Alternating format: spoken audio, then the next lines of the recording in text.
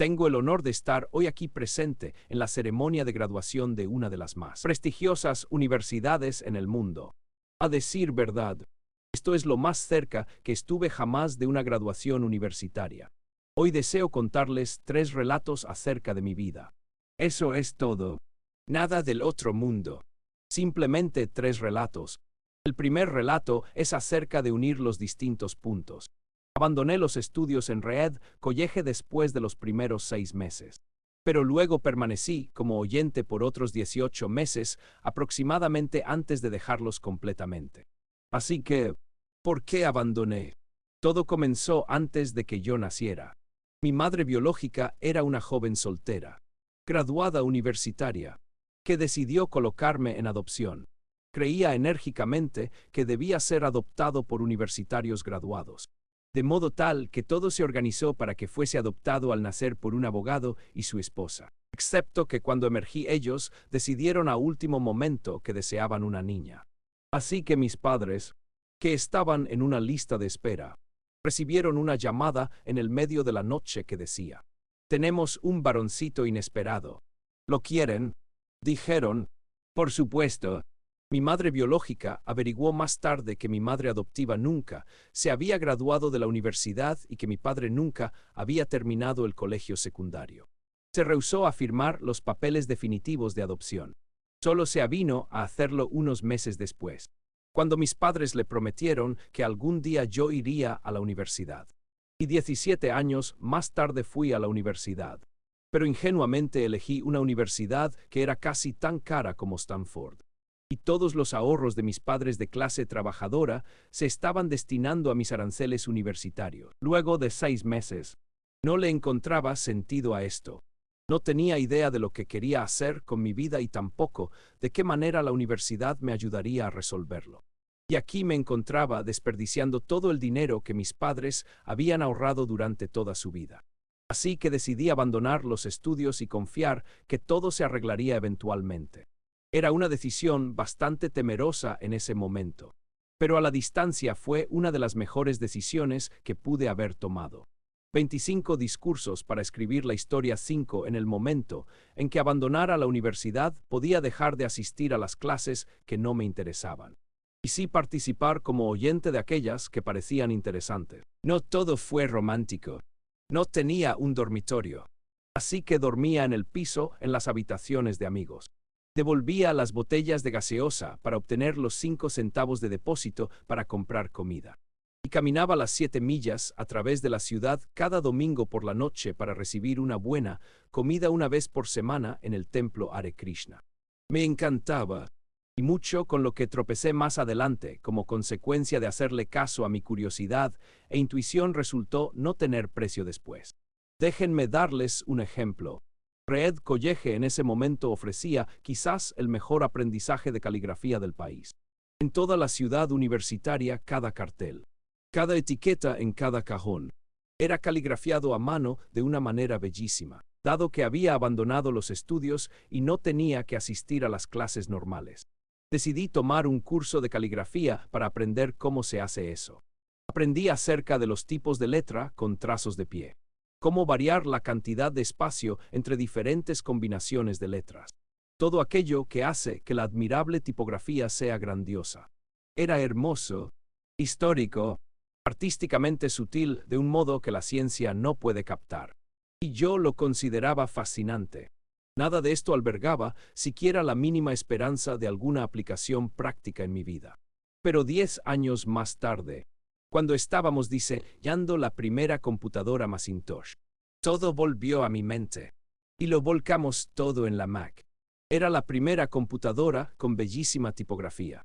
De no haber asistido a ese único curso universitario, la Mac no hubiera tenido nunca tipos de letras múltiples o fuentes espaciadas proporcionalmente, y dado que Windows simplemente copió a Mac, es posible que ninguna computadora personal las hubiera tenido. De haber proseguido mis estudios universitarios, no hubiera asistido a ese curso de caligrafía. Y las computadoras personales no tendrían la maravillosa tipografía que tienen. Por supuesto que era imposible haber unido los diferentes puntos mirando hacia el futuro cuando estaba en la universidad. Pero fue muy muy claro al mirar para atrás 10 años más tarde. Nuevamente, no se pueden unir los distintos puntos mirando para adelante. Se pueden unir únicamente mirando hacia atrás. Así que deben confiar que de alguna manera los puntos se unirán en el futuro. 625 discursos para escribir la historia deben confiar en algo sus agallas. El destino, la vida, el karma, lo que sea. Este enfoque no me ha traicionado nunca. E hizo toda la diferencia en mi vida. Mi segundo relato es acerca del amor y la pérdida. Yo tuve suerte. Descubrí lo que realmente quería hacer temprano en mi vida. Woz y yo comenzamos con Apple en el garaje de mis padres cuando tenía 20 años. Trabajamos duro, y en 10 años Apple creció de ser una empresa compuesta por nosotros, dos en un garaje, a una empresa de $2.000 millones con más de 4.000 empleados. Habíamos lanzado nuestra creación más refinada, Macintosh, un año antes, y yo acababa de cumplir 30. Y después me despidieron. ¿Cómo se puede ser despedido de la empresa que uno inició? Pues, a medida que Apple crecía, contratamos a alguien que yo pensaba que era sumamente talentoso para dirigir la empresa conmigo. Y durante el primer año o más las cosas anduvieron bien. Pero luego nuestras visiones acerca del futuro comenzaron a diferir y eventualmente tuvimos una disputa. Al tenerla, nuestro directorio lo apoyó a él. Así que a los 30 estuve afuera. Y bien afuera. Aquello en lo que me había concentrado durante toda mi vida adulta había desaparecido. Y fue devastador. Realmente no supe qué hacer durante unos pocos meses. Sentía que había decepcionado a la anterior generación de emprendedores, que había soltado la batuta mientras que me la estaban pasando. Me reuní con David Packard y Bob Noyce y traté de disculparme por haber echado a perder las cosas de tal manera. Yo representaba un fracaso público muy importante. Y hasta pensé en retirarme del valle. Pero poco a poco empecé a darme cuenta que todavía amaba lo que estaba haciendo. El curso de los acontecimientos en Apple no había cambiado eso para nada. Había sido rechazado, pero aún amaba lo mío. Así que decidí empezar de nuevo. No me di cuenta entonces, pero resultó que el hecho de haber sido despedido de Apple fue lo mejor que me pudo haber pasado. El peso del éxito fue reemplazado por la facilidad de convertirme en un principiante una vez más, con menor certidumbre acerca de todo. Me dio rienda suelta para ingresar en uno de los periodos más creativos de mi vida. Durante los próximos 5 años, inicié una empresa llamada NXT, otra empresa llamada Pixar. Me enamoré de una maravillosa mujer que hace 25 discursos para escribir la historia 7 convertiría en mi esposa. Pixar llegó a crear el primer largometraje animado por computadora en el mundo, Toy Story, y en la actualidad es el estudio de animación más exitoso a nivel mundial. En un giro destacado de acontecimientos, Apple adquirió NXT.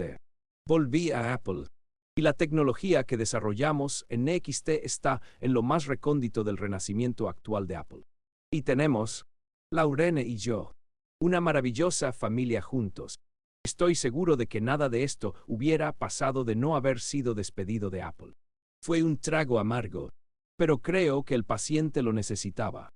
A veces la vida golpea en la cabeza con un ladrillo. No pierdan la fe. Estoy convencido de que lo único que me mantenía en curso era que amaba lo que hacía. Deben encontrar lo que realmente les apasiona. Y esto es tan cierto respecto del trabajo como lo es respecto del amor. El trabajo les llenará una parte importante de sus vidas, y la única manera de sentirse realmente satisfecho es realizar lo que consideran un gran trabajo. Y el único modo de realizar un gran trabajo es amar lo que uno hace. Si no lo han encontrado aún, sigan buscando, no se conformen, así como sucede con todos los asuntos del corazón. Sabrán cuando lo hayan encontrado. Así como sucede en cualquier gran relación. Mejora más y más a medida que transcurren los años. Así que sigan buscando hasta que lo encuentren. No se conformen. Mi tercer relato es acerca de la muerte. Cuando tenía 17, leí una cita que decía más o menos lo siguiente: si vives cada día como si fuera el último, algún día seguramente tendrás razón. Me impresionó. Y desde entonces, por los últimos 33 años, He mirado en el espejo cada mañana y me he preguntado, si hoy fuese el último día de mi vida, ¿querría hacer lo que estoy por hacer hoy? Y cada vez que la respuesta ha sido, no, durante demasiados días seguidos, sé que debo cambiar algo. El recordar que estaré muerto pronto es la herramienta más importante que he encontrado para ayudarme a tomar las grandes decisiones en la vida.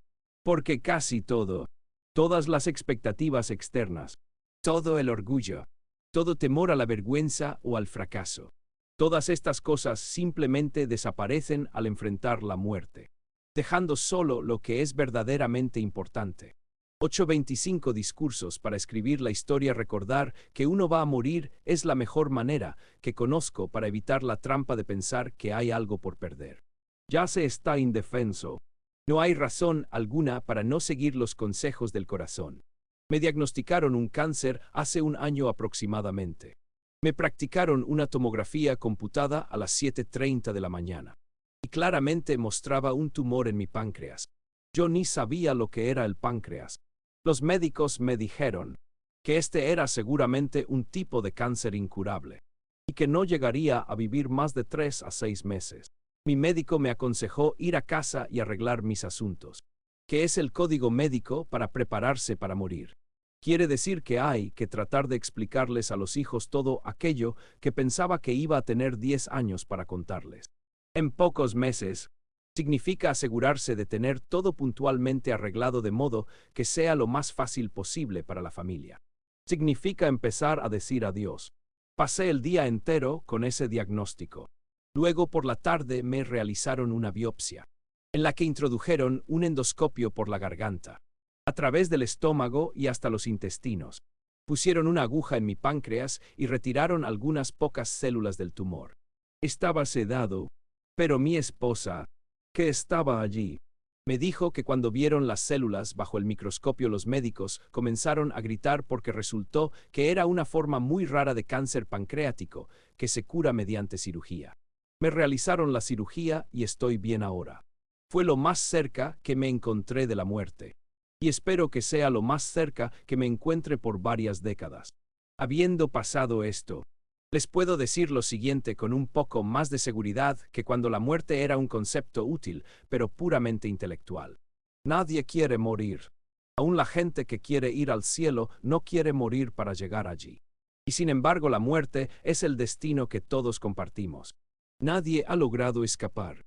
Y así es como debiera ser. Porque la muerte es muy probablemente la única mejor invención de la vida. Es el agente de cambio de la vida. Retira del camino lo viejo para dar paso a lo nuevo.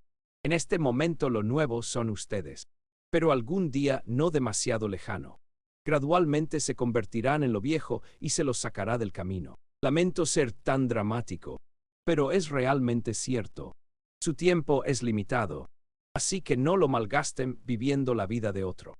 No se dejen atrapar por el dogma, que implica vivir con los resultados de las creencias de otros. No permitan que el ruido de otras opiniones ahogue vuestra voz interior. Y lo que es más importante, tengan el coraje de seguir a sus corazones e intuición. 25 discursos para escribir la historia 9. De algún modo ellos ya saben lo que ustedes realmente quieren llegar a ser. Todo lo demás es secundario. Cuando era joven, existía una publicación maravillosa llamada The Wole Earth Catalog, que era una de las Biblias de mi generación. La había creado un sujeto llamado Stewart Brand no demasiado lejos de aquí en Menlo Park, y le transmitió su toque poético. Esto sucedía en los últimos años de la década de 1960, con anterioridad a la publicación mediante computadoras personales y de escritorio. Así que todo se llevaba a cabo con máquinas de escribir, tijeras y cámaras Polaroid. Era una clase de Google en edición rústica. 35 años antes de la aparición de Google. Era idealista y desbordante de herramientas prolijas e ideas importantes. Stewart y su equipo publicaron varias ediciones de The Wole Earth Catalog. Y luego, cuando había cumplido su ciclo, publicaron una edición final. Esto sucedía a mediados de la década de 1970. Y yo tenía la edad de ustedes. En la tapa de la edición final había una fotografía de un camino rural a primeras horas de la mañana. del tipo de ruta que ustedes caminarían si fueran tan aventureros. Debajo de la foto aparecían las siguientes palabras. Si no se tiene avidez por el conocimiento, no se conocerá el éxito. Era su mensaje de despedida al anunciar el fin de la publicación. Si no se tiene avidez por el conocimiento, no se conocerá el éxito. Y siempre he deseado eso para mí. Y ahora, que ustedes se gradúan para empezar de cero. Deseo eso para ustedes. Discurso de Steve Jobs, Universidad de Stanford 2005.